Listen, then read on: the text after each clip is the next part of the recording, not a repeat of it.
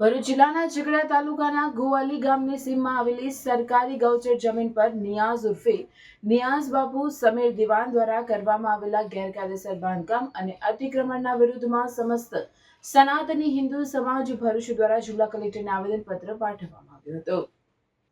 આ આવેદનપત્રમાં જણાવ્યા અનુસાર ગોવાલી ગામના સર્વે નંબર 169 વાળી અંદાજે 54 હેક્ટર જેટલી વિશાળ સરકારી ગૌચર જમીન પર કોઈપણ પરવાનગી વગર દરગાહના નામે 5 જેટલી પાકી ઇમારતોનું બાંધકામ કરી દેવામાં આવ્યું છે। સ્થાનિક જાગૃત નાગરિકો દ્વારા વર્ષ 2024થી આ બાબતે રજૂઆતો કરવા છતાં તંત્ર દ્વારા કોઈ નક્કર કાર્યવાહી ન કરવામાં આવતા હાલમાં પણ ત્યાં નવું બાંધકામ ચાલુ હોવાનું સામે આવ્યું છે।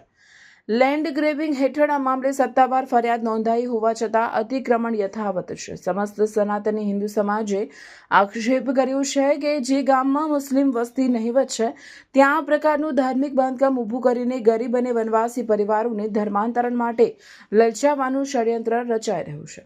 આ સ્થળ ભવિષ્યમાં અસામાજિક ગતિવિધિઓનું કેન્દ્ર બની શકે છે। વધુમાં અહીં લાઉડ સ્પીકર દ્વારા અન્ય ભાષામાં થતી જાહેરાતો અને મુસ્લિમ સમુદાયના ટોળાઓના એકત્રીકરણથી સ્થાનિકોમાં અસંતોષ વ્યાપ્યો છે।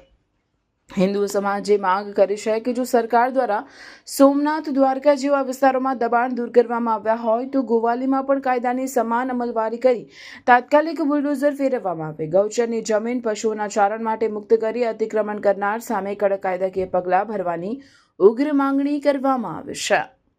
ગૌચરની જમીન આવેલી છે તે આશરે 200 વીંગા જેટલી વિશાળ જમીન છે। તેની ઉપર અસામાજિક તત્વો દ્વારા ધીરે ધીરે ધાર્મિક આડની અંદર એનો કબજો જમાવવાની કોશિશ કરી રહ્યા છે। છેલ્લા કેટલા સમયથી એની પર ગેરકાનૂની બાંધકામ થઈ રહેલું છે। સરકારને ઘણીવાર રજૂઆત કરી છે। આ વખતે પણ અમે આવેદનપત્ર આપવા આવેલા છે। સરકાર પાસે અપેક્ષા રાખીએ છીએ કે એ ગેરકાનૂની બાંધકામ જલ્દીથી જલ્દી દૂર થાય।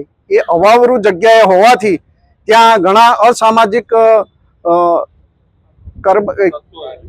અસામાજિક તત્વો દ્વારા હિન્દુ બહેન બેટીઓને ધર્માંતરણનો ખેલ થઈ શકે એવું કામ છે।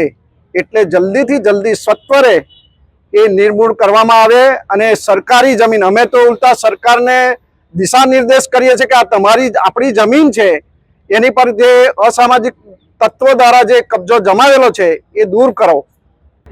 धर्म की आड़ में अभी कुछ समय पहले वहाँ कुछ नहीं था, आज दरगाह खड़ी कर दी है। कल झाड़ा फूकी के नाम पर हमारी बहन बेटियों के साथ में गलत होगा, लफ्ज याद होगा। वहाँ आज कोई वहाँ जनसंख्या नहीं है, कोई वहाँ मुसलमान नहीं रहते हैं, लेकिन आज दरगाह तैयार है।